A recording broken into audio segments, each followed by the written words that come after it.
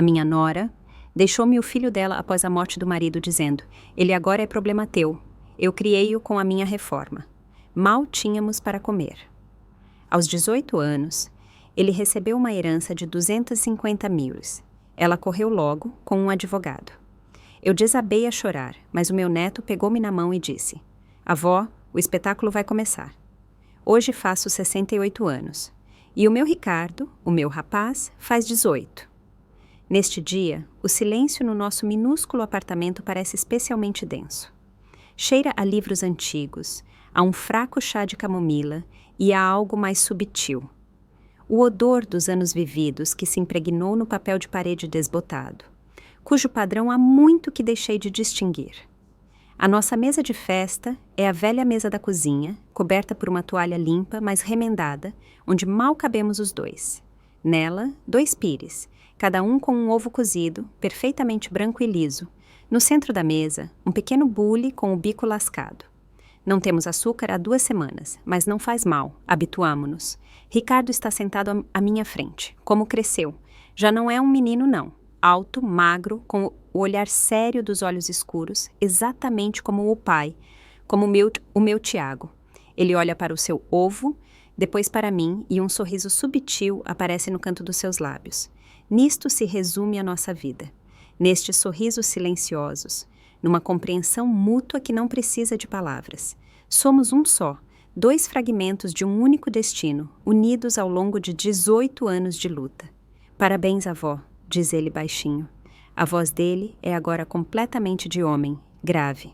E a ti, meu querido, maioridade, um dia importante. Pego na minha chávena.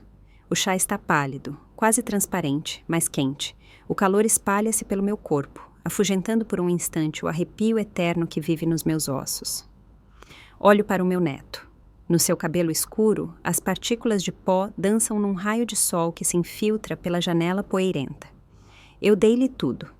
Cada dólar da minha parca reforma, cada minuto do meu tempo, os restos da minha saúde. Não me queixo. Nunca me queixei quando, há 18 anos, a mãe dele, a minha nora Leonor, me trouxe um pequeno embrulho com o Ricardo, de 1 ano, e o atirou à porta com as palavras: ele agora é problema teu. Eu simplesmente aceitei. O meu filho, o marido dela, tinha morrido há apenas 1 mês, e ela já olhava para um futuro onde aquela criança não tinha lugar. Para mim, ele era a única coisa que restava do meu Tiago, o meu sangue, a minha dor e o meu amor. Descascamos os ovos em silêncio. A casca estala baixinho, e o som parece ensurdecedor na nossa casa tranquila. Vivemos assim, em silêncio, modestamente, a contar cada cêntimo. Aprendi a fazer sopa do nada, a cerzir meias de tal forma que os remendos mal se viam e a encontrar os maiores descontos nos supermercados. Ricardo nunca pediu nada supérfluo. Cedo percebeu o valor do dinheiro, o preço da nossa sobrevivência. Foi exatamente neste momento, quando estávamos quase a terminar o nosso modesto pequeno almoço, que bateram à porta.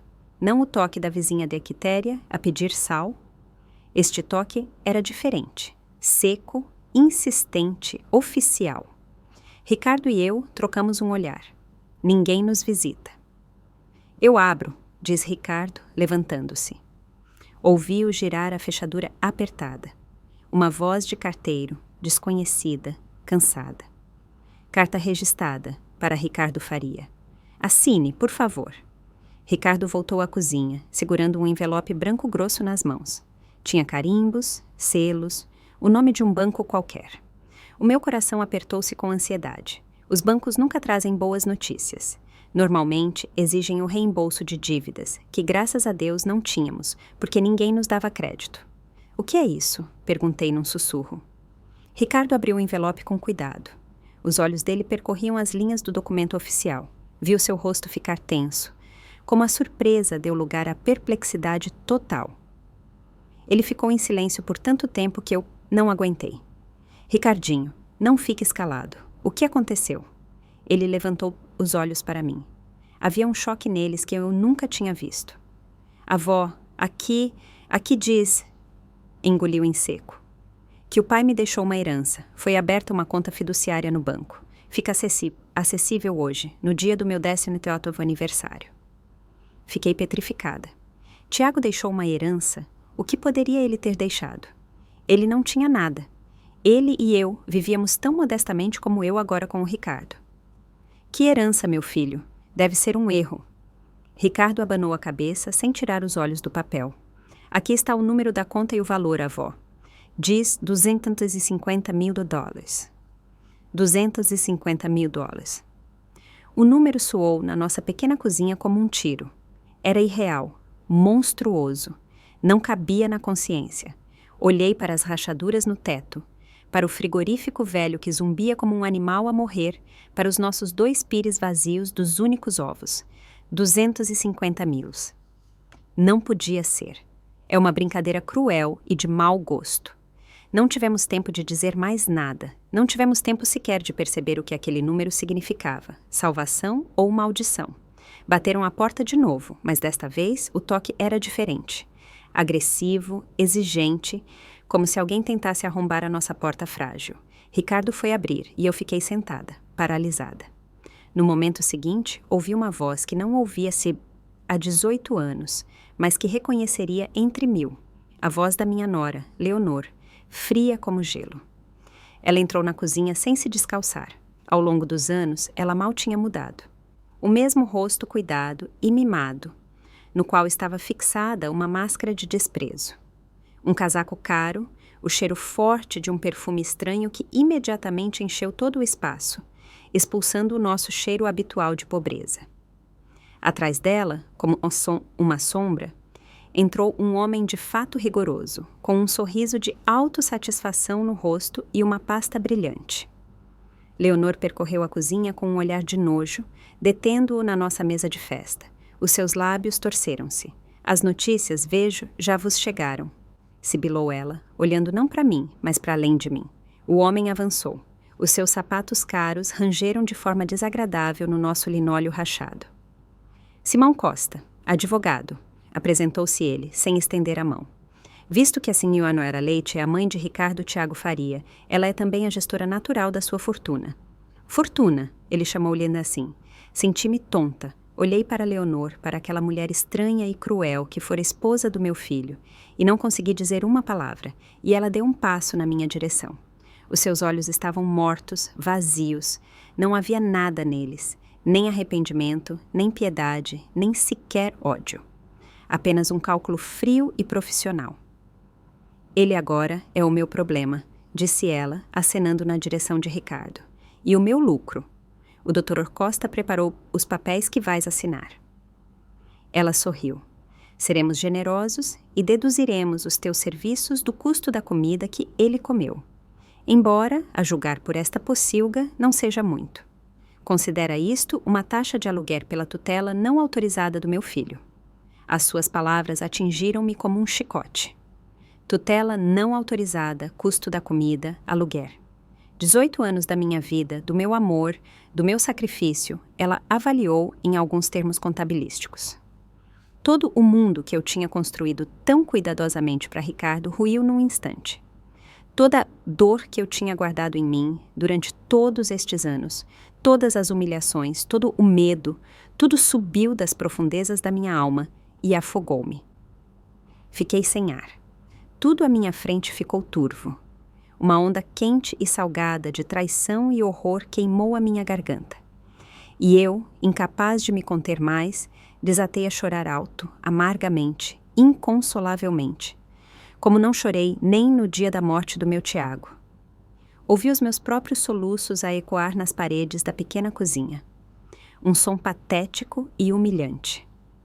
Leonor e o seu advogado Costa trocaram um olhar subtil e triunfante.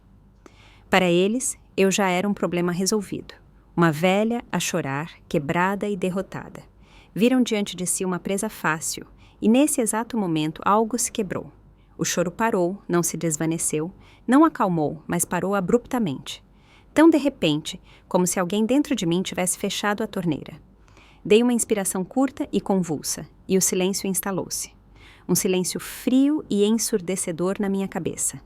Levantei o rosto.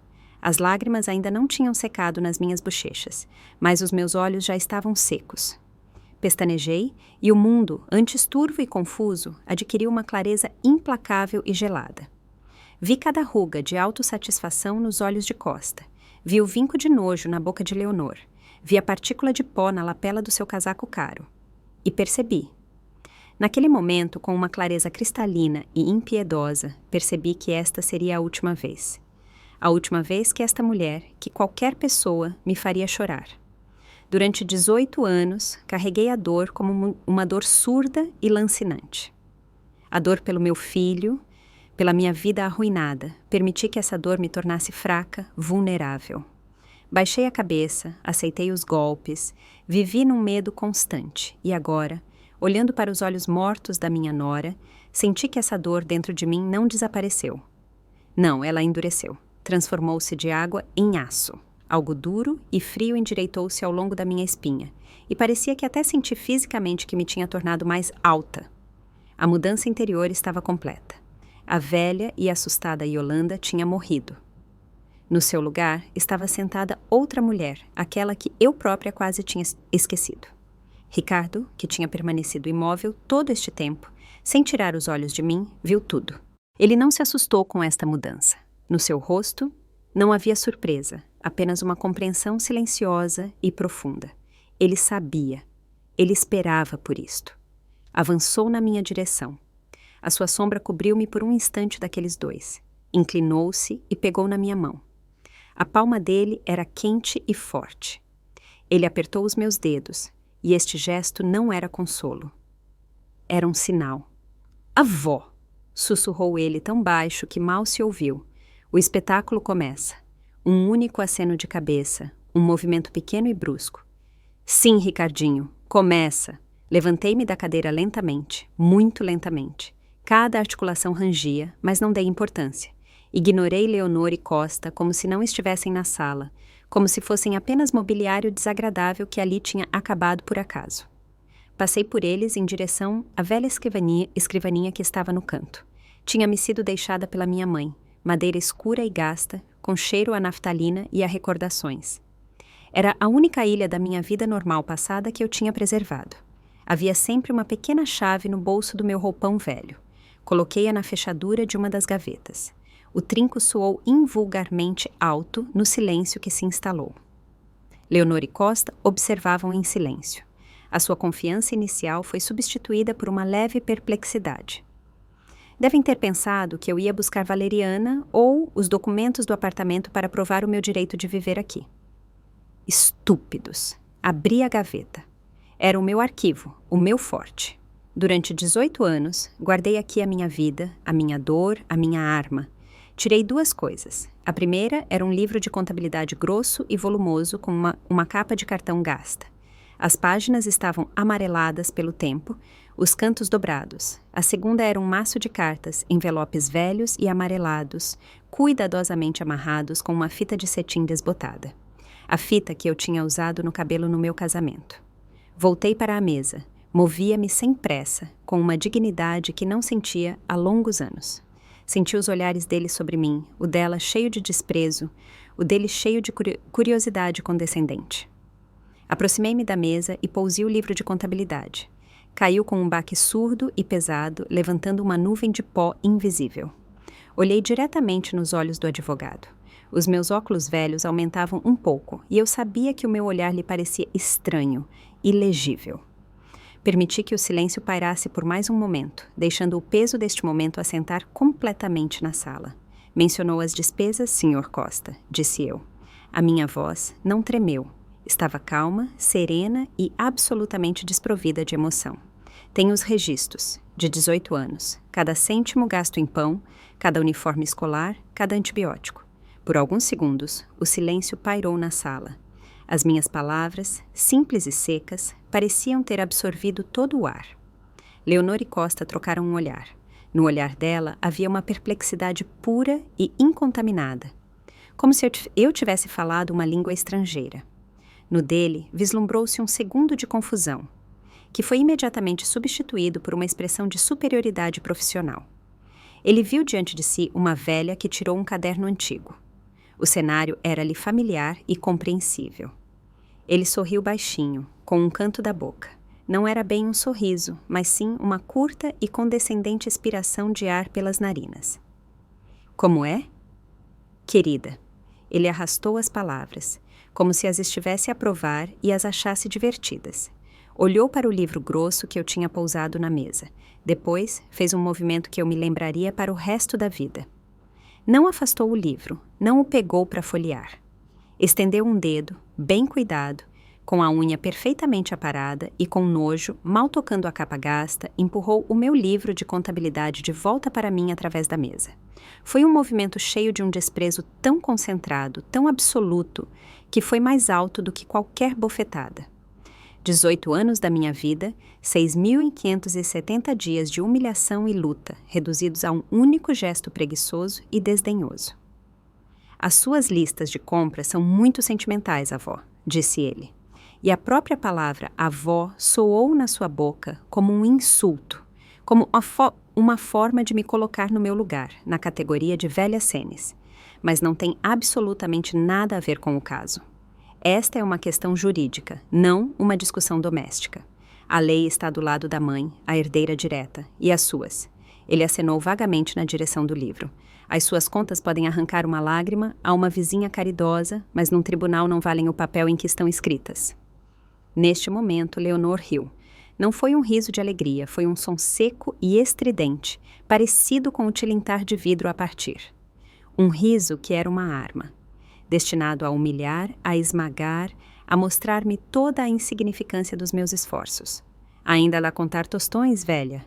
Cuspiu ela, limpando com o dedo uma lágrima inexistente no canto do olho. O quê? Também registaste o ar que ele respirou? Deves estar a preparar uma conta para nós por cada suspiro. Eles olhavam para mim à espera da minha reação. Esperavam novas lágrimas, esperavam súplicas, lamentações, um apelo à sua consciência. Viam em mim uma velha fraca e patética que tentava despertar a culpa deles, agitando a sua pobreza como uma bandeira. Pensavam que a minha única arma era a piedade. Que erro monstruoso, que erro cego. Eles não entendiam. Pessoas como eles eram, em princípio, incapazes de entender. Eram absolutamente impermeáveis ao sentimento de culpa. A consciência era para eles um conceito tão abstrato e inútil quanto a teoria das cordas para mim. O mundo deles consistia em lucro, estatuto e direitos, e o meu mundo consistia em dever, amor e sacrifício. Falávamos línguas diferentes, vivíamos em universos diferentes. Eu olhava para eles e não sentia nada, nem ressentimento nem raiva, apenas uma curiosidade fria e distante, como a de um patologista a examinar um espécime particularmente feio. Estavam tão certos do seu poder do seu dinheiro, do poder do seu advogado insolente. Estavam tão cegos pela sua ganância que não viam o óbvio. Não viam que eu não estava a pedir. Estava a constatar um facto. Não viam que o livro na mesa não era uma súplica por simpatia, era uma acusação. Cada linha naquele livro, escrita pela minha mão cansada à luz da lâmpada fraca, era uma prova. Pão, 0,50, batatas 2 kg, 1.020, aspirina, 0,30. Não eram apenas listas de compras, era a crônica da sobrevivência. O registro reparação de sapatos, R$7, significava que Ricardo podia ir à escola por mais 3 meses sem molhar os pés. O registro espinha de galinha para caldo, 0,80, significava que teríamos comida quente por 2 dias. O registro caderno quadriculado, 10 unidades, 2,50, significava que o meu neto estudaria, que teria uma chance de ter uma vida diferente da minha. Este livro era o meu registro do desespero. Nas noites mais escuras, quando parecia que não havia mais forças, quando a fome me apertava o estômago, eu abria-o e relia. E eu não via números, via o meu menino a crescer.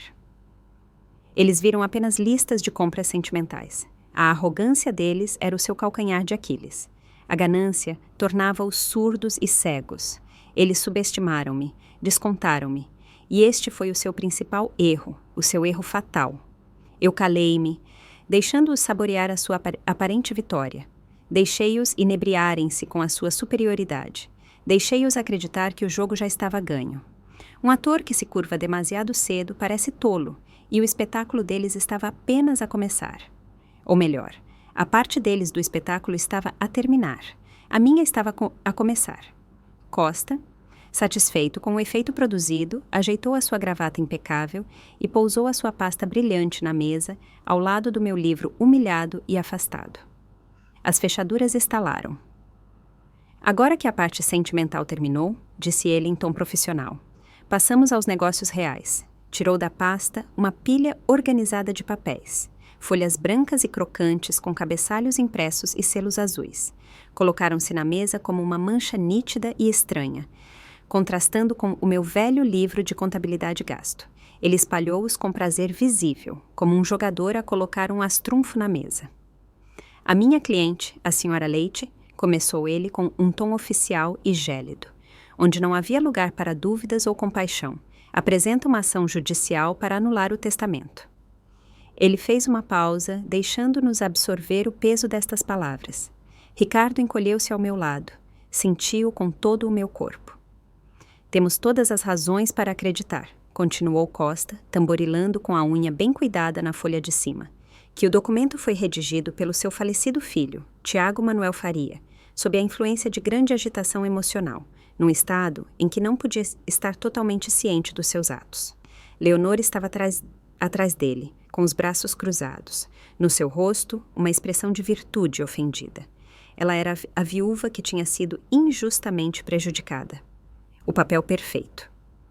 Um testamento redigido nesse estado exclui injusta e, sublinho ilegalmente, a esposa sobrevivente da lista de herdeiros, especialmente considerando a existência de um menor na altura. Isto é uma violação direta dos seus direitos legais. O tribunal, garanto-vos, anulará esta decisão, e os fundos serão transferidos para o controlo total da senhora Leite, como a lei exige. Ele terminou o seu discurso e olhou para mim com o ar de um vencedor. Aqui estava o plano deles. Simples como um golpe de martelo, descarado como a sua presença à minha porta. Declarar o meu filho louco, demente, para que a sua última vontade, a sua única tentativa de proteger o seu filho, se transformasse em pó. E neste momento ouvi as palavras-chave, sob a influência de grande agitação emocional. Estas palavras não eram apenas um termo legal, eram uma chave. Uma chave que o meu rapaz, o meu Tiago, me tinha deixado há 18 anos. Uma chave que eu guardei todos estes anos, sem saber a que fechadura serviria. E agora a fechadura estava na minha frente. Devagar, muito devagar, desviei o olhar do rosto do advogado para o rosto de Leonor. Olhei-a diretamente nos olhos. Agitação emocional? Perguntei baixinho. A minha voz estava calma, quase incolor. Ela se acenou com a cabeça, incapaz de suportar o meu olhar, e baixou os olhos para os papéis. Sim, ele estava perturbado, após o acidente no trabalho, estava deprimido. Sim, tem razão, disse eu, e com o meu acordo, ambos ficaram momentaneamente atônitos. O meu filho Tiago estava de fato num estado de grande agitação emocional. Estendi a mão e peguei na segunda coisa que tinha tirado da gaveta, o maço de cartas velhas, atadas com a fita desbotada. Os meus dedos, que pareciam ter esquecido o que era tremer, moviam-se com confiança e precisão. Puxei a ponta da fita e o laço, que tinha sido atado há quase 2 décadas, desfez-se facilmente. A fita caiu sobre a mesa, como uma pequena cobra cansada. Peguei no envelope de cima. O papel estava frágil, quase transparente pelo tempo. Eu sabia de cor cada letra, cada vírgula daquelas cartas, mas agora olhei para elas como se as visse pela primeira vez. Esta é a última carta dele para mim, disse eu, dirigindo-me não a eles, mas a Ricardo, às paredes daquela sala, ao mundo inteiro. Tem a data de 3 dias antes da sua morte. Costa tentou dizer algo, interromper-me, chamar-lhe mais uma birra sentimental, mas não conseguiu. Eu já tinha desdobrado a folha dobrada em 4 e comecei a ler. A minha voz não tremeu, soou calma e clara, como se estivesse a ler a previsão do tempo. Mãe, minha mãezinha querida, se leres esta carta, o pior já aconteceu. Perdoa-me, perdoa-me por tudo o que não disse, por tudo no que não fiz. E sabe, eu amo-te muito. Fiz uma pausa, levantando os olhos para Leonor. O rosto dela começou a mudar. A máscara de inocência ofendida começou a rachar. Escrevo isto, mãe, não para me queixar, mas para que entendas. Entendas porque fiz hoje o que fiz. Eu sei tudo sobre ela e o parceiro de negócios dela. Não perguntes como descobri, isso já não importa. O que importa é o que vi. Vi os planos deles, a correspondência. Ela ia deixar-me. O rosto de Leonor ficou branco, como a folha de papel em branco na qual agora surgiam as letras negras do terror. Continuei a ler, pondo em cada palavra a dor e a clareza com que o meu filho as tinha escrito. Ela ia deixar-me, mãe, levar o Ricardo e metade de tudo o que ganhei nestes anos. Ela já abriu uma conta no outro banco. Olhava-me nos olhos e mentia, todos os dias. E eu acreditei. Estava cego. E sim, estava desesperado. Um desespero que não desejo ao meu pior inimigo. Percebi que para ela, nem eu, nem o nosso filho fomos alguma vez família. Fomos um projeto, uma fase, e essa fase estava a chegar ao fim. Costa ficou paralisado. O seu sorriso de autossatisfação desapareceu, deixando para trás uma careta de nojo e confusão. Olhava ora para mim, ora para a sua cliente, que parecia ter parado de respirar. E eu li a última linha principal daquele excerto. A linha que era um documento legal mais poderoso do que todos os seus papéis com selos azuis. É por isso que hoje estive com o advogado.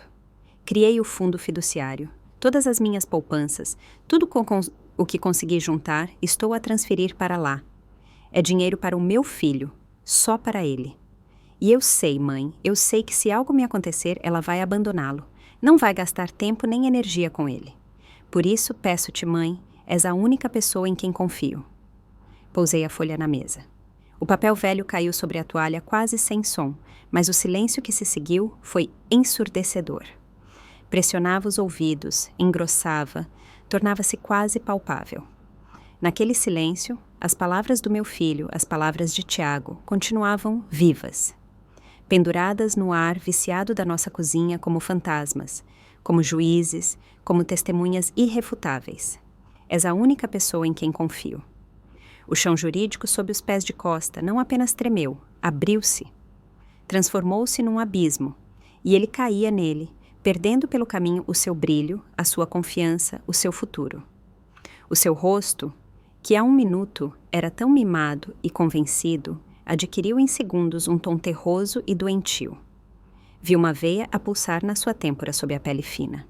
O seu sorriso de autossatisfação não desapareceu. Pareceu ser sugado para dentro, deixando para trás uma careta de confusão e horror iminente.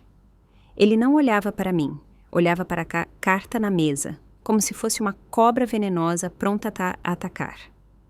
Eu via o seu cérebro, habituado a parágrafos e artigos, a repassar a uma velocidade furiosa todas as consequências possíveis. Ele, um predador experiente, de repente percebeu que tinha caído numa armadilha. O seu caso, tão simples e lucrativo. O caso da defesa dos direitos de uma viúva lesada. Transformava-se diante dos seus olhos num caso de cumplicidade em fraude em grande escala. Ele veio aqui para contestar o testamento com base na agitação emocional e eu acabei de lhe fornecer a causa primária dessa agitação e a causa era a sua cliente, a mentira dela, a traição dela, a intenção dela. E agora o seu processo, os seus papéis na mesa, tornavam-se a prova da conspiração criminosa deles. Ele já não via dinheiro fácil. Via diante de si a perspectiva muito real de perder a licença de advogado, a vergonha, talvez até um processo criminal. Leonor, que estivera atrás dele todo aquele tempo, parecia ter se transformado numa estátua de sal. O seu rosto estava tão branco quanto as paredes da nossa cozinha. O sangue esvaiu-se tão de repente que os lábios ficaram quase azuis, mas o primeiro a reagir fisicamente foi Costa. Fez um movimento súbito, como se o espaço à sua volta se tivesse tornado insuportavelmente apertado. Puxou o colarinho da camisa cara que, de repente, parecia estar a sufocá-lo. Desapertou o nó da gravata. O movimento foi curto, nervoso e revelou-o por completo. Estava a sufocar. E então Leonor pareceu despertar. O seu choque passou para outra fase, para a descrença que se transformou em fúria. Ela deu um passo em frente, contornando a mesa, e os seus olhos mortos cravaram-se em mim. Ele sabia, sibilou ela. Não era uma pergunta. Era um grito da alma, irrompido num sussurro. Tu guardaste isto todos estes anos? Na voz dela havia um espanto primitivo, tão sincero com a traição, como se não fosse ela a planear roubar o próprio marido, mas eu a ter feito algo impensável ao preservar as últimas palavras dele. Velha bruxa, cuspiu ela, e naquela palavra havia tudo: ódio, medo e a percepção da derrota total e esmagadora. Olhei para ela e vi a mesma metamorfose monstruosa a acontecer na sua consciência que no seu advogado. Há um minuto, ela via $250.000. Já o que estava a gastar mentalmente, a desfrutar da nova vida, do novo estatuto. Via-se rica, livre, para sempre liberta daquele passado miserável, daquele filho, daquela velha, e num instante aquela bela imagem desfez-se em pó. Ela já não via milhões. Via as grades de uma prisão, via investigadores, interrogatórios, um tribunal. Via vergonha e miséria, mas não aquela de que se pode comprar a saída, mas aquela que se segue a uma condenação por fraude. O medo nos seus olhos era animal. Era o medo de uma fera encurralada que percebe que não há para onde fugir. E eu simplesmente estava sentada tentando olhar para eles. Dentro de mim não havia nem regozijo nem triunfo. Apenas uma enorme e avassaladora fadiga e uma tristeza calma e amarga. Pensei no meu filho, na dor que ele deve ter sentido ao escrever aquelas linhas. Ele confiava na sua esposa, amava-a, e ela preparava a fuga nas suas costas, espetando-lhe uma faca nas costas.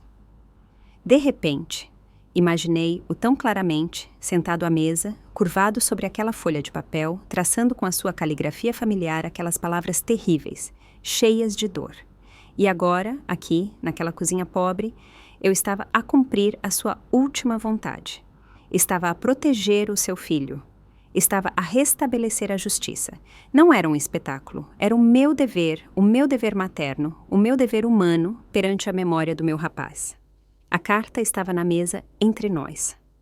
Uma pequena folha amarelada que se revelou mais forte do que todo o dinheiro deles, toda a sua insolência e todas as suas leis. Era um testamento mais poderoso do que qualquer documento autenticado. Era a última vontade de um homem, escrita não com tinta, mas com o sangue do coração. E contra essa vontade eles eram impotentes. O primeiro a quebrar o silêncio foi Costa. Ele era um profissional e os seus instintos, apurados por anos de batalhas legais, gritavam-lhe que precisava de recuperar o controle da situação, de tomar a iniciativa. Ele soltou uma risada nervosa e curta que soou absolutamente falsa no silêncio mortal da cozinha. Isto é simplesmente ridículo, disse ele, tentando devolver autoridade à sua voz. Mas esta soou uma oitava acima do normal. Uma carta? Uma carta antiga qualquer. Pensa seriamente que esta papelada tem alguma validade legal? Tentou olhar-me de cima, com a sua experiência profissional, mas o seu olhar vagueava, sem encontrar um ponto de apoio. Isto é uma afirmação sem provas. Hearsay, como se diz no direito internacional, especulação. Não é uma prova admissível em tribunal. Começou a falar mais depressa, como se a velocidade da fala pudesse dar peso às suas palavras. Onde está a perícia? Onde estão as testemunhas? É uma falsificação. Qualquer perito em caligrafia o confirmará. Simplesmente escreveu isto para denegrir a minha cliente. Ele falava e eu olhava para ele. Vi não um advogado confiante, mas um homem a afogar-se, que se agarrava desesperadamente a um fio de palha. Ele tentava esconder-se atrás de uma parede de termos jurídicos, como um escudo, mas o escudo era de cartão. Ele próprio compreendia perfeitamente que tinha perdido, mas o instinto de autopreservação obrigava-o a continuar aquele lamentável espetáculo. Não discuti com ele. Não tentei provar nada. Apenas respondi calmamente, olhando-o diretamente nos olhos por cima dos meus óculos velhos. É a letra do meu filho, disse eu. A minha voz era baixa, mas sobrepôs-se à sua tagarelice nervosa. E tenho mais 3 cartas. Lentamente, sem desviar o olhar dele, estendi a mão e puxei para mim o resto do maço de envelopes. Num deles, por exemplo, está detalhada a última discussão deles, com datas, com horas. Noutro, o nome do amante dela. Sabe, Tiago era muito meticuloso. Ele registrava tudo. Ele até anotou o nome do banco e os números preliminares das contas que ela abriu em seu nome para transferir o dinheiro. Clique. Foi o som da armadilha a fechar. Quase o ouvi fisicamente. O nome, os números das contas. Já não eram especulações ou notas sentimentais. Eram factos, provas. O que pensa, Sr. Costa? Continuei, com o mesmo tom baixo e calmo. O fisco terá interesse em saber sobre contas não declaradas e a retirada planeada de fundos.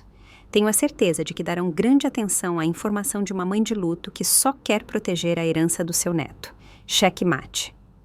O rosto de Costa refletiu toda a gama de emoções que uma pessoa experimenta ao ver a sua vida e carreira desmoronarem em tempo real. Choque, negação, raiva e, finalmente, um medo pegajoso e avassalador. O fisco. Essa era a palavra que ele temia mais do que qualquer juiz. Significava uma auditoria completa não só aos assuntos de Leonor, mas também aos seus próprios. E os negócios de pessoas como ele nunca são totalmente transparentes. Ele viu a sua carreira, construída em cima de negócios duvidosos, cair no abismo, viu o fim de tudo. E neste momento, quando o seu defensor caiu, quando a última parede atrás da qual ela se escondia ruiu, Leonor explodiu.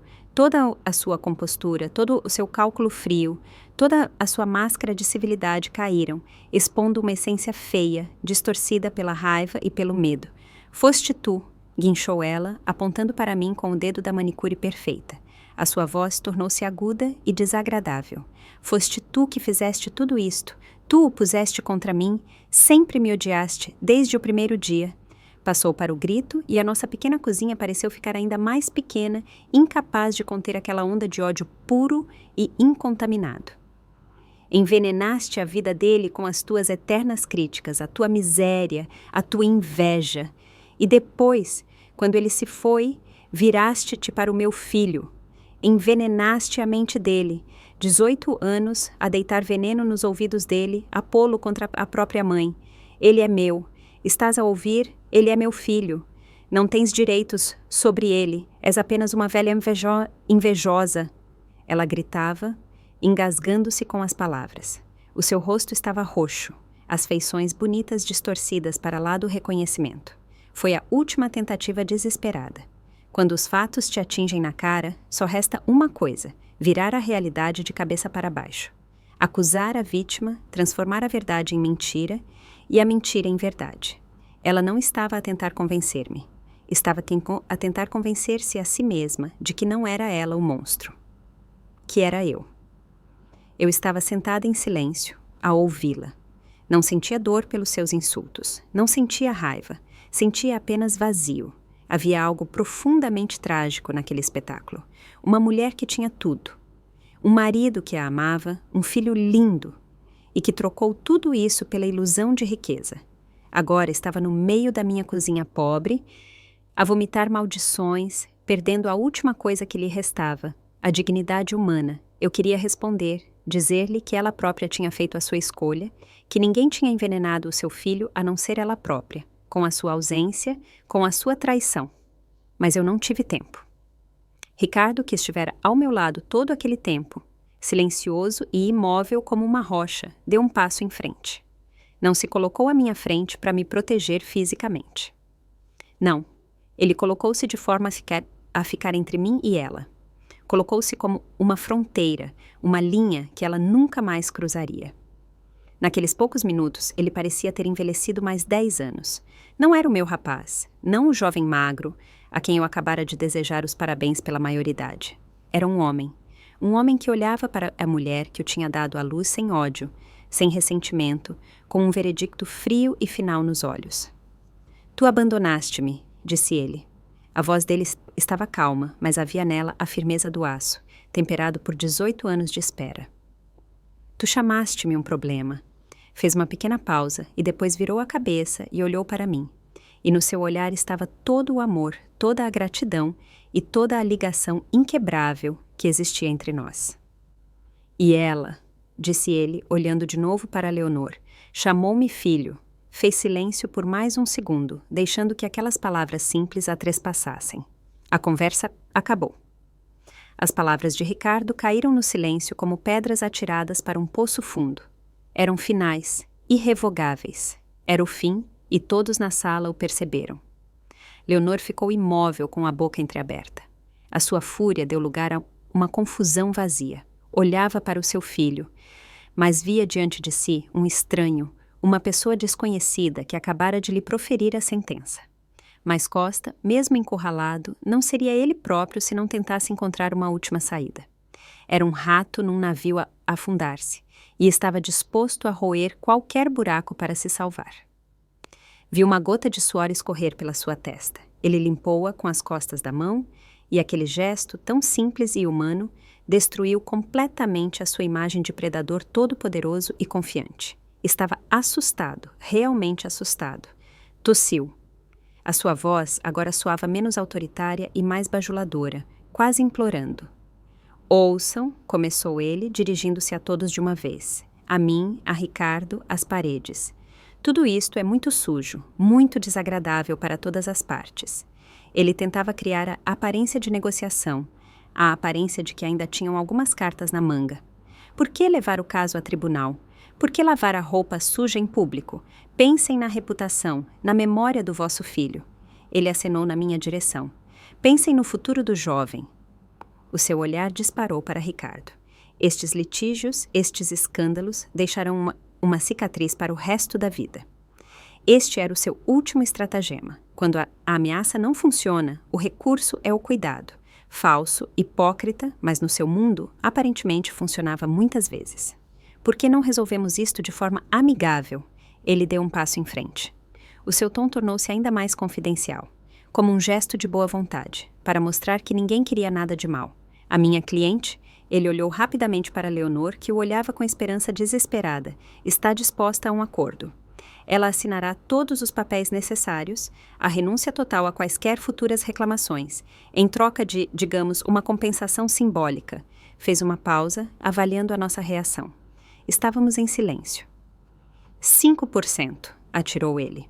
Apenas 5% do valor total.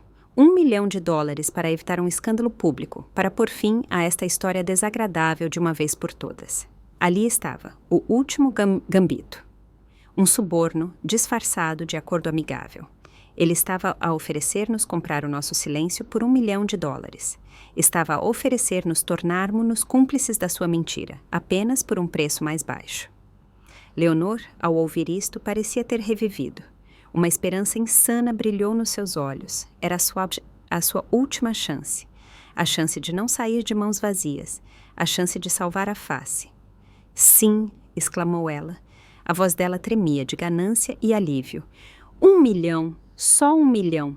E eu desapareço. Ou eu juro, eu arrastarei o nome dele por tanta lama. Ela apontou de novo para o retrato de Tiago na cômoda. Vou contar a todos como ele era. Vou encontrar testemunhas. Eu vou destruir-vos. Passou de novo da súplica para as ameaças, incapaz de manter uma única linha de comportamento. Estava em agonia, agarrando-se a qualquer oportunidade de se salvar. 1 milhão. Eles estavam a oferecer-me $1 milhão para eu trair a memória do meu filho. Para eu concordar que a dor dele, o sofrimento dele, a sua última vontade tinham um preço. Para eu os deixar sair impunes. E então eu sorri. Não aquele sorriso que eu dava a Ricardo. Não era um sorriso de alegria ou de calor. Era um sorriso pequeno, frio, afiado como um caco de vidro. O sorriso de uma mulher que esperou 18 anos por este momento. O sorriso de uma mulher que sabia que o último lance neste jogo era dela. Acho que não, disse eu baixinho. Os rostos deles ficaram pálidos. Não esperavam isto. Pensaram que eu era uma velha miserável para quem $100 era dinheiro. Que eu me agarraria àquele milhão como a um salva-vidas. Julgaram por si mesmos novamente e erraram novamente. Virei-me para Ricardo. Ele olhava para mim com tanto orgulho, tanto amor, que por um momento fiquei sem fôlego. Ele percebia tudo, estava comigo. Ricardinho, querido, disse eu suavemente, a minha voz voltando a ser a voz de uma avó normal a falar com seu neto amado. Liga, por favor, ao Dr. Martins e diz-lhe que estamos prontos. O sangue escoou lentamente do rosto de Costa. Ele olhou para mim como se eu tivesse acabado de proferir um antigo feitiço numa língua desconhecida, Martins? Perguntou ele quase num sussurro. Quem é Dr. Martins? Permiti-me mais uma pequena pausa, a saborear este momento. O momento em que todo o mundo dele se desmoronava de forma final e irrevogável. O meu advogado, respondi simplesmente. Vi o seu cérebro a tentar processar a informação. O meu advogado. Esta velha de roupão desbotado, neste apartamento, onde o papel de parede se segura por um fio de fé. Advogado. Não encaixava na sua visão do mundo. Ele tem me aconselhado nos últimos 6 meses, continuei, vendo a sua confusão, desde que o banco enviou o primeiro aviso sobre a iminente entrada de Ricardo nos direitos de herança. Ricardo já tinha tirado seu telemóvel antigo do bolso e estava a marcar o número. Sabe, acrescentei, olhando diretamente para os olhos em pânico de Costa. Ele acha as práticas jurídicas predatórias uma especialização extremamente fascinante. É o hobby dele. Ele adora desmascarar pessoas como o senhor. Terminei a última frase e adicionei, como quem não quer a coisa. Ele está à espera lá embaixo, no carro. Aquela foi a última palavra, o último prego no caixão deles. Vi-o nos olhos de Costa. Ele percebeu tudo, que eu sabia da visita deles, que estava preparada, que todo este tempo eu estava a jogar o meu jogo, enquanto eles pensavam que estavam a jogar comigo, que ele tinha se transformado de predador em presa. A reação dele foi instantânea e instintiva.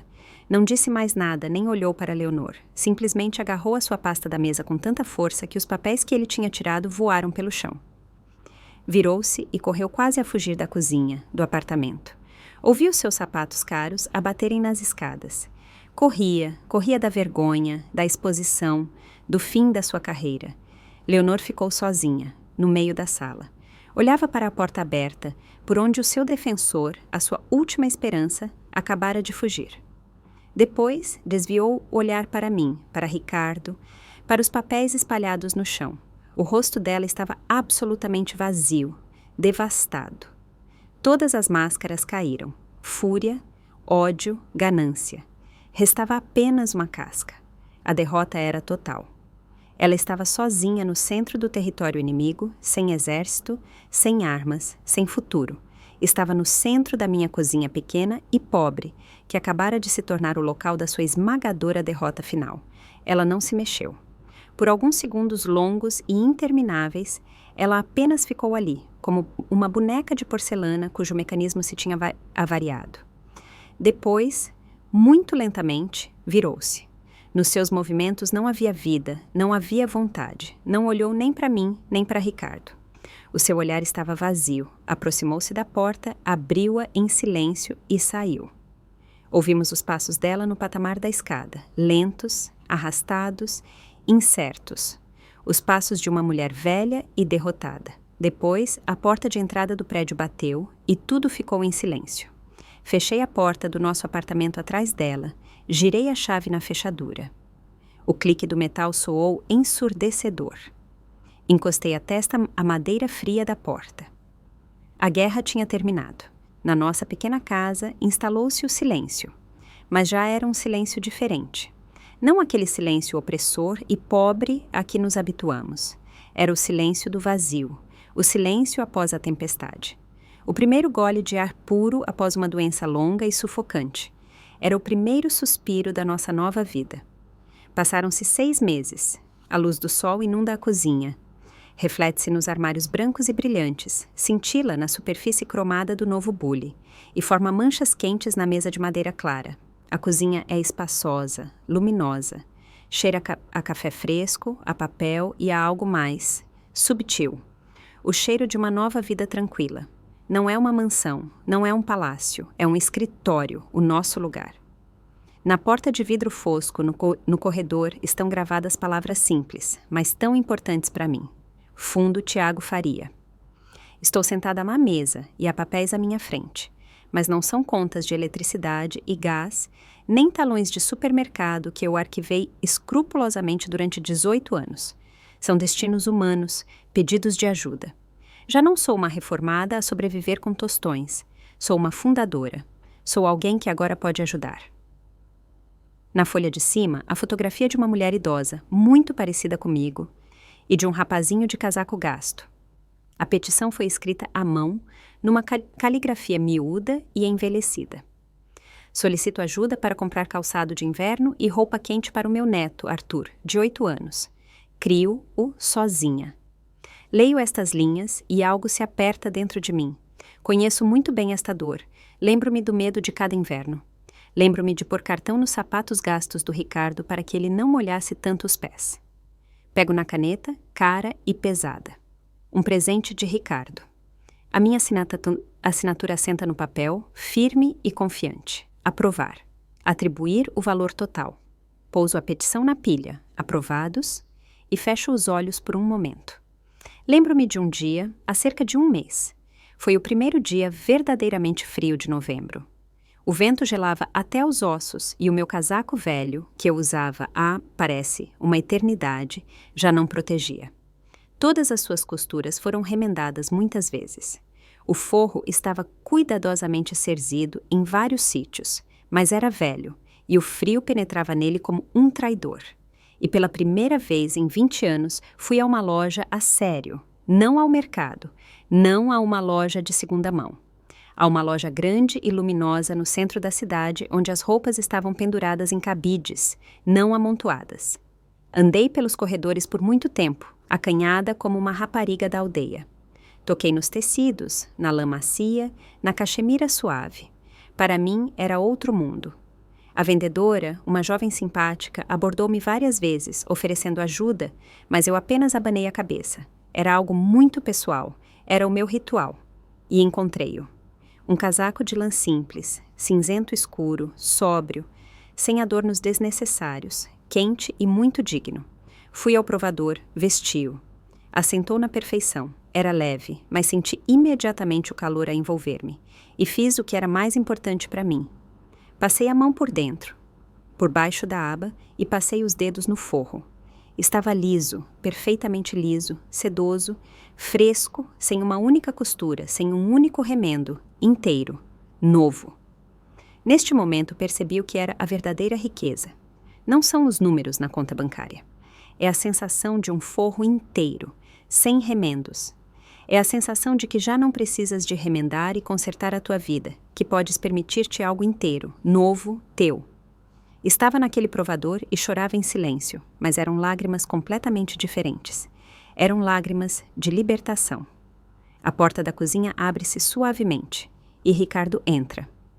Abro os olhos. Como ele mudou? Engordou, os ombros ficaram mais largos. A magreza exausta desapareceu, a sombra da ansiedade eterna desapareceu dos seus olhos. Agora brilha neles a confiança, a calma. Ele, estudante de direito, disse que queria aprender a defender pessoas como nós.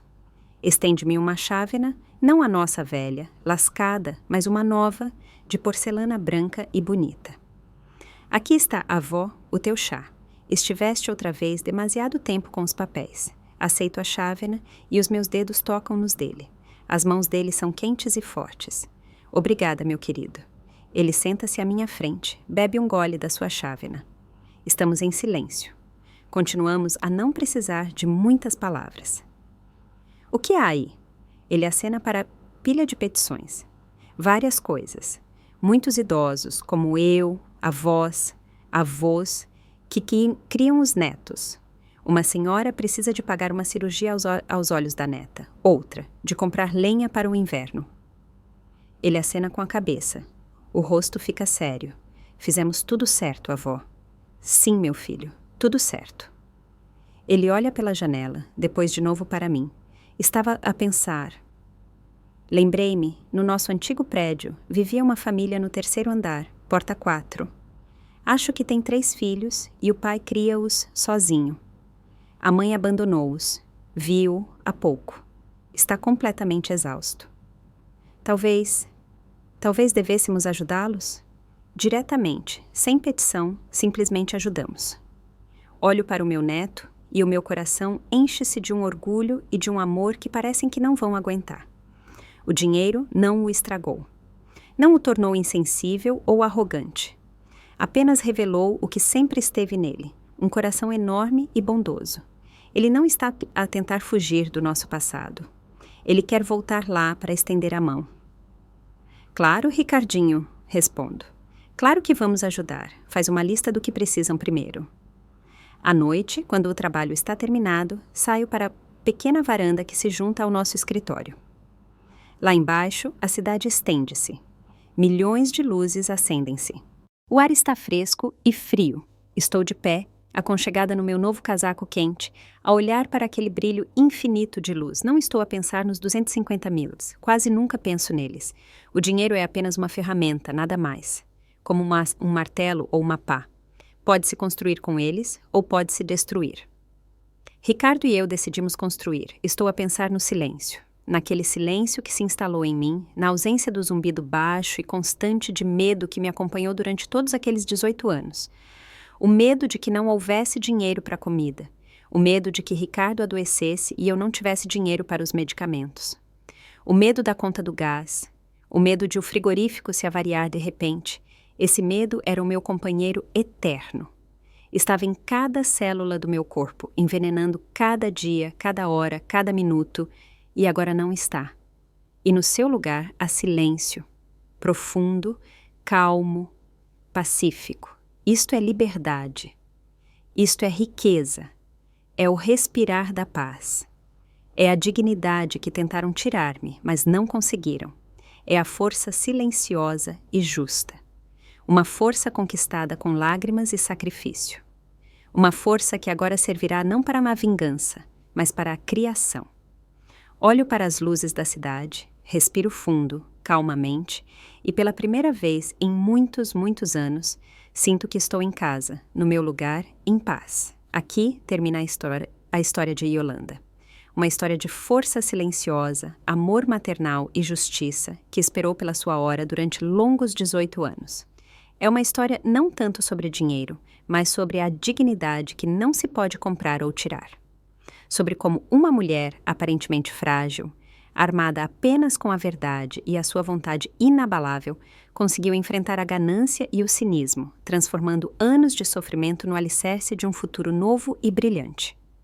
O espetáculo dela não foi um ato de vingança, foi um ato de restauração do equilíbrio.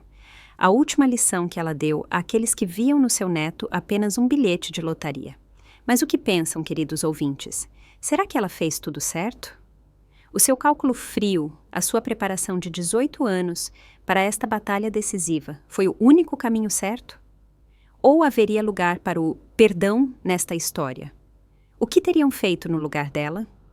Teriam cedido ao último estratagema, aceitando $1 milhão para evitar o escândalo e a sujidade, ou teriam ido até o fim como ela fez?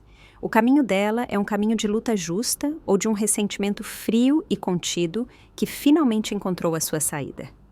Estamos muito interessados em saber de que lado estão as vossas simpatias. Talvez tenham perguntas sobre o destino futuro dos personagens ou alguns momentos da história despertaram a vossa curiosidade e debate. Partilhem os vossos pensamentos e façam as vossas perguntas nos comentários abaixo. Lemos todos os vossos comentários e são muito importantes para nós. Se esta história vos tocou tanto quanto a nós, por favor, apoiem o nosso canal, deixem um like neste vídeo, subscrevam para não perderem novas histórias igualmente emocionantes e, claro, deixem o vosso comentário. Obrigado por estarem conosco até o fim. Desejamos-vos sinceramente calor, paz na alma e uma fé inabalável de que mesmo após o inverno mais longo e frio, a primavera sempre chega. Desejamos-vos tudo de bom.